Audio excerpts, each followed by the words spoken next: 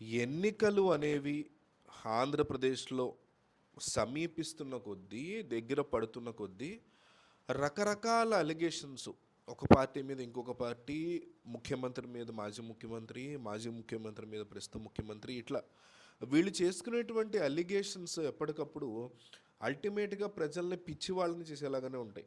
మీరు ప్రజలకు సంబంధించి సరైనటువంటి పని చేయలేదు, ఆ పని చేయండి అనే అంశాలని దాటి మీరు ఈ నిధులని దుర్వినియోగం చేశారు లేదా స్కామ్ చేశారు, ఈ విషయం మేము బయట పెడుతున్నాము, దీని మీద మా దగ్గర ప్రూఫ్స్ ఉన్నాయి, రికార్డింగ్స్ ఉన్నాయి, ఇలాంటి విషయాల్ని బయట పెట్టేటువంటి రాజకీయం పోయి ఒక స్పెక్యులేటివ్ మోడ్లోకి, అంటే ప్రజలు నమ్మడం మొదలు పెట్టారు కదా, మన దగ్గర మీడియా ఉంది కదా అనేసి ఒక పక్క వైసీపీకి సంబంధించిన సాక్షి లేకపోతే టీవీ 9, ఎన్టీవీ ఈ బృందం, లేదంటే టీడీపీకి సంబంధించినటువంటి టీవీ 5, ఏబిఎన్, ఈనాడు ఈ బృందం ఒకళ్ళ మీద ఒకళ్ళు బురద చల్లుడు వ్యవహారం, అంటే స్పెక్యులేటివ్ మోడ్, ఒక సినిమాటిక్ సిచ్యువేషన్ని క్రియేట్ చేసి అందులో తమ ప్రత్యర్థి ఇట్లా ప్రవర్తించాడు అనేటువంటి అంశాన్ని ప్రజల బుర్రలోకి ఎక్కువగా నాంచుకునేలాగా వేసేటువంటి ప్లాన్లు చాలా ఎక్కువగా ఉన్నాయి.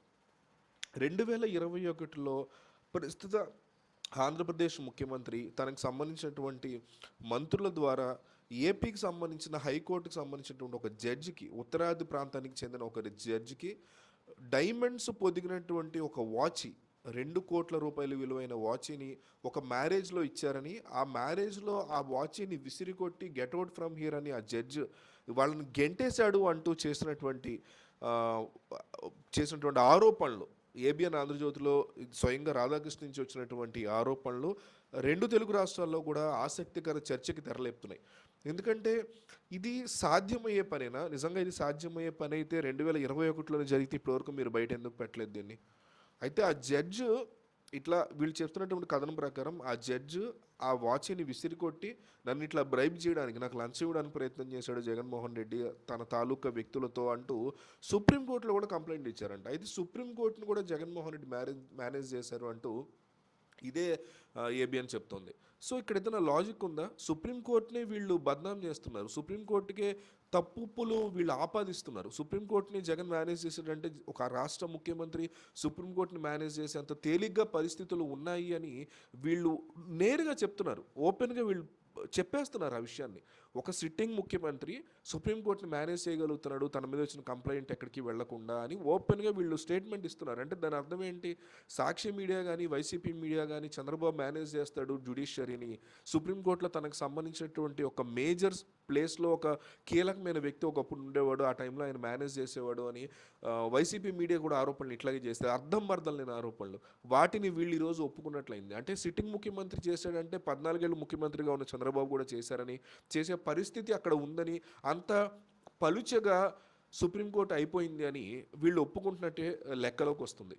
నిజంగా ఒక పెళ్ళికే వెళ్ళారనుకుందాం, జగన్మోహన్ రెడ్డికి సంబంధించినటువంటి మంత్రులు ఎవరో ఒక పెళ్ళికి వెళ్ళి ఒక ఒక ఉత్తరాదికి సంబంధించినటువంటి ఏపీ హైకోర్టు జడ్జిని బ్రైబ్ చేయడం ప్రయత్నం చేశారు అనుకుందాం.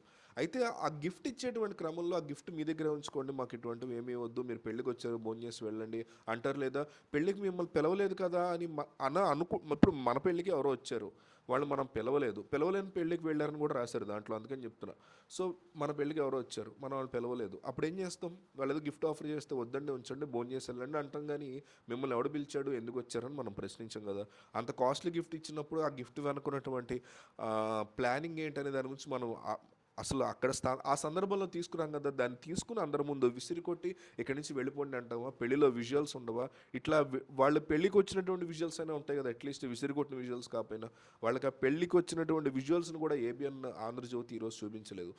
ఏబిఎన్ నేను ఇక్కడ టార్గెట్ చేయట్లేదు, తెలుగు మీడియా ఎంత హీనమైన స్థితికి దిగజారిపోయిందంటే స్పెక్యులేటివ్ లేదా సినిమాటిక్ మోడ్లో ఉన్నటువంటి విషయాల్ని బహిర్గతం చేస్తూ మన మెదడుల్లో అవి జరిగాయి అనే ఫీలింగ్ని మనం క్రియేట్ చేసేలాగా తయారయ్యారు వీళ్ళు. చంద్రబాబు ఢిల్లీలో ఏదో చేశాడంట, ఇట్లా చేశాడంట అనగానే మనం అవునా ఇట్లా చేశాడా, ఇన్నాళ్ళు వీళ్ళు చెప్పిన దాని ప్రకారం నిజమే అయి ఉండొచ్చేమో అని మనం అనుకుంటాం.